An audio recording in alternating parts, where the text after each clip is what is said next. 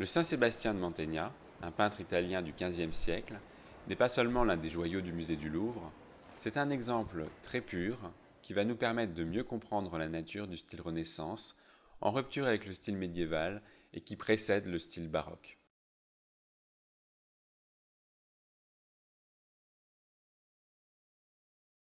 Son contenu est à la fois très réaliste, très facile à identifier, mais en même temps très énigmatique. On voit donc qu'il représente un homme, Saint Sébastien, criblé de flèches, ligoté aux bras et aux jambes. C'est la figure d'un martyr. On y distingue des détails immédiatement frappants par leur réalisme. D'abord la forme des traits, c'est-à-dire des flèches sous la peau. Ensuite le sang qui coule et qui forme des perles, ou tache le tissu, ou encore les pieds. On note les cordes qui déforment les bras, ou les jambes qui sont ligotées, ou le visage marqué et très antipathique des archers qui s'en vont après avoir criblé Saint Sébastien de flèches.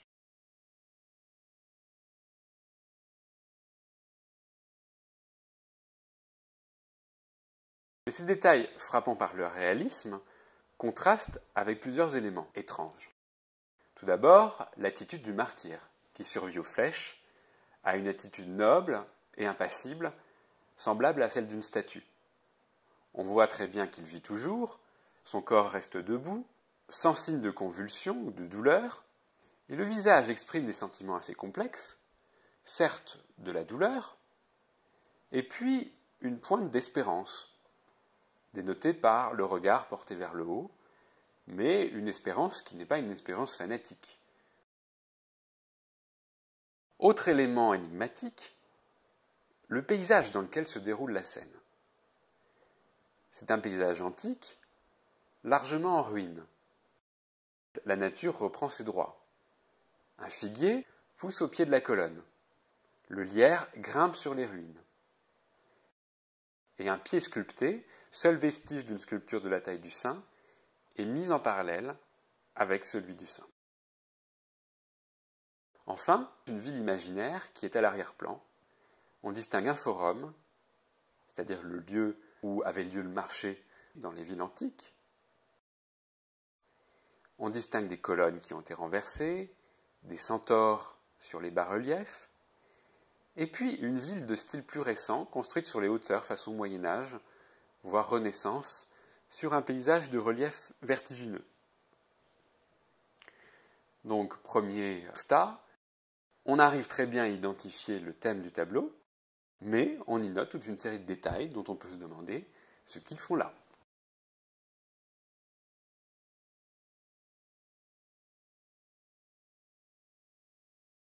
Et ce qu'il faut observer alors en troisième lieu, c'est que si nous nous posons cette question du sens des détails, au-delà de la beauté spécifique que peuvent avoir les anatomies, les tissus ou les outils, c'est qu'il y a une mise en scène sous-jacente, effectuée par Mantegna, qui est extrêmement sophistiquée. Tout d'abord, la toile fonctionne comme une scène de théâtre. Comme sur une scène, les personnages sont grandeur nature, et le paysage est représenté en perspective, comme une scène réelle, en respectant les lois de l'optique. Comme pour suggérer ensuite une fenêtre transperçant un mur de pierre, Mantegna a peint un mince cadre rouge, imitant le porphyre. Le choix de cette roche rouge ne doit rien au hasard. Elle symbolise le sang du Christ, mais aussi les empereurs romains depuis l'époque de Dioclétien, qui a vécu au IIIe siècle, et qui est aussi celui qui a demandé la mise à mort de Sébastien. Cette pierre a d'ailleurs été utilisée dans d'autres œuvres religieuses, dont une qui est très fameuse au Louvre, l'aigle de Sugère. Ensuite, nous pouvons observer comment le tableau suggère l'existence d'une histoire en guidant l'œil du spectateur. Logiquement, l'œil est d'abord attiré sur le corps du saint, puisqu'il est placé au centre, mis en valeur par la colonne et plus lumineux que les autres détails. L'œil revient ensuite du torse vers le bas pour considérer les flèches et fort logiquement les bourreaux qui sont responsables du martyre. Notre regard est comme mis sur des rails par les cannelures, la ligne des muscles, mais aussi par l'orientation des flèches ou les coulées du sang. Ensuite, tout un réseau de lignes nous engage à changer de direction. Les cordes attachées sur le côté pointent vers la ville, la forme de l'arc s'insère presque exactement dans le chemin. Nous nous engageons donc sur le chemin et à remonter jusqu'au forum. Ce dernier a été surélevé par Mantegna. Il monte vers le fond, comme le prouve sa hauteur, différente par rapport au monument de gauche, pour accentuer l'effet de convergence vers le fond. Le regard est ainsi entraîné vers le haut, jusqu'au ciel, par un mouvement serpentin, plus vivant et moins solennel que les lignes droites de la zone précédente. Arrivé au ciel, la contemplation devient plus volontaire. Elle peut redescendre, dans la lignée du bras et des colonnes. Si notre curiosité est attisée, nous irons explorer, à notre hauteur, la partie située à gauche, plus sombre, et qui contient une zone accidentée de pierre, une espèce de zoo de symboles. On peut donc conclure que notre œil est largement incliné à suivre un cheminement, manifestement prévu par le peintre, via le jeu des formes. On peut expliquer ce tableau selon 3 directions. Celle de son contenu, c'est-à-dire les idées qu'il représente, celle de son style, et celle de sa réussite par rapport aux critères philosophiques concernant l'art et le beau. Le parcours de notre regard correspond en fait à 3 niveaux de sens. D'abord le sens littéral. Mantegna se fonde sur l'autorité d'un livre publié vers 1260, La légende dorée de Jacques de Voragine, qui mentionne que Dioclétien fit attacher Sébastien sur un terrain découvert et percé par des archers qui le criblèrent au point qu'on eût dit un hérisson. Mantegna situe habilement la scène, alors que les archers quittent le terrain, ce qui lui permet de représenter à la fois sa dignité quasiment au moment du martyre, et puis sa survie. La scène datant du IIIe siècle près de Rome, la présence de vestiges d'architecture antique est cohérente. Le chapiteau composite de la colonne, par exemple, présente un air de ressemblance avec ceux qu'on pouvait trouver du temps de Dioclétien, comme ce chapiteau corinthien qui provenait de son palais à Split. Par ailleurs, ruines et brisures correspondent au texte de la légende, selon laquelle Sébastien aurait brisé des idoles, signe d'abandon des dieux païens et de conversion. Deuxièmement, après le sens littéral, le sens symbolique.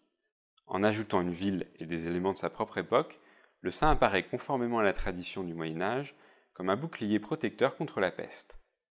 Dans cette perspective, les flèches ne représentent plus celles d'archers païens, mais celles du fléau de la maladie, auquel saint Sébastien fait bouclier par sa foi, tout en restant en bonne santé. Les archers ne sont plus nécessairement des bourreaux, mais les représentants d'une honorable corporation au service des Italiens du XVe siècle, comme en témoignent leurs vêtements, couleurs vives, à la mode Renaissance.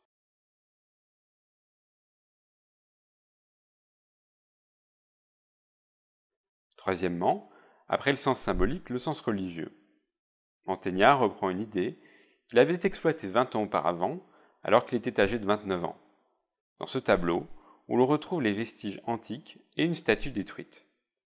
Cette idée, c'est celle de faire de Saint Sébastien une statue vivante qui remplace la statue morte et détruite de la Rome antique. Pour être convaincant, le corps présente un léger déhanché, typique des canons esthétiques grecs et romains. La peau est très pâle, comme du marbre, et le buste est volontairement épargné par les flèches pour ressembler à un buste antique. L'objet de cette représentation est de montrer qu'en subissant le martyre, Saint Sébastien a manifesté une force spirituelle supérieure à celle des païens romains. L'arbre mort, à l'extrême droite du tableau, semble faire un écho à l'arbre devant lequel les autres artistes ont souvent représenté leur Saint Sébastien plutôt qu'une colonne. Le tableau manifeste ainsi, paradoxalement, à la fois une admiration pour la civilisation antique, dont les ruines sont présentées avec beauté et grandeur, mais aussi une affirmation du dépassement de cette civilisation par l'esprit chrétien, dont le figuier symbolise l'Église, alors que la sandale représente la chute des empereurs. Témoins de cette gradation, les 3 villes, qui sont d'autant plus proches du ciel qu'elles sont contemporaines. Tout se passe comme si la ville de la Renaissance devait faire la synthèse entre la ville antique, certes ouverte aux sciences mais païenne, et la ville médiévale, certes chrétienne mais moins éclairée par la raison. Examinons maintenant la relation au style et aux intentions de l'artiste dans le contexte de la Renaissance. L'histoire de Mantegna ressemble à un conte moral. Né pauvre d'une famille paysanne, il parvient jusqu'au titre de chevalier grâce à son talent et à l'intelligence de mécène. L'époque est exceptionnelle. Né l'année où la France met Jeanne d'Arc en procès, il voit l'invention de l'imprimerie, la chute de Constantinople, la découverte de l'Amérique, et meurt alors qu'on découvre l'une des plus grandes œuvres d'art antique de tous les temps, le Laocoon. Mantegna contracte très tôt le virus de l'Antiquité, entre environ 14 et 17 ans, dans une école d'apprentissage très stimulante, surnommée la Maison Relief parce qu'elle contenait l'une des plus grandes collections d'antiquités, pièces de monnaie, médailles et sculptures, destinées à être copiées pour former les élèves. L'un des premiers chefs-d'œuvre de Mantegna, la fresque des Eremitarii, détruite en 1944, témoigne de cette passion. Mais cette sensibilité pour l'antique n'est pas une nostalgie. Elle correspond au projet ambitieux de tous les artistes renaissants de surpasser leurs inspirateurs romains et antiques en unissant l'art aux sciences et en travaillant selon une méthode. La perspective accroît par exemple les possibilités de représentation. Par exemple, la fresque des Eremitarii est peinte en contre-plongée, c'est-à-dire en vue de dessous, ce qui renforce la solennité de la scène. L'étude rigoureuse des architectures, d'après les vestiges archéologiques, permet également aux artistes de recréer des bâtiments imaginaires à l'antique, comme on peut le voir dans ces nombreux exemples de tableaux de Mantegna. Les carnets de Léonard de Vinci, qui est son cadet de 20 ans, témoignent de cette tendance générale à se servir des sciences pour mieux représenter la nature. L'anatomie permet de représenter exactement les veines et les muscles. L'étude des marques supposées des visages, c'est-à-dire des rides, permet d'exprimer les passions. Et l'optique et les mathématiques permettent de représenter les corps dans un espace parfaitement rigoureux. C'est là une rupture complète avec le Moyen-Âge. Une rapide comparaison avec le Saint-Sébastien d'un maître provençal, le retable de Touzon, peint 70 ans auparavant, permet de constater immédiatement la différence. Dans le retable de Touzon, l'artiste n'a pas le souci de représenter les choses dans un espace géométrique, ni même de représenter avec fidélité le corps de Saint-Sébastien, mais simplement d'exprimer de manière lisible une histoire. En conclusion, le Saint-Sébastien de Mantegna apparaît comme étant triplement emblématique. Il témoigne tout d'abord d'une extraordinaire réussite artistique, car il parvient à associer une grande variété d'effets, tout en conservant un très fort sentiment d'unité et de naturel.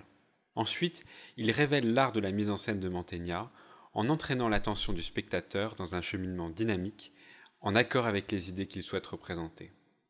Enfin, il manifeste une nouvelle conception de la peinture et de l'âme d'une époque, à la fois admiratrice de l'Antiquité et désireuse de la dépasser.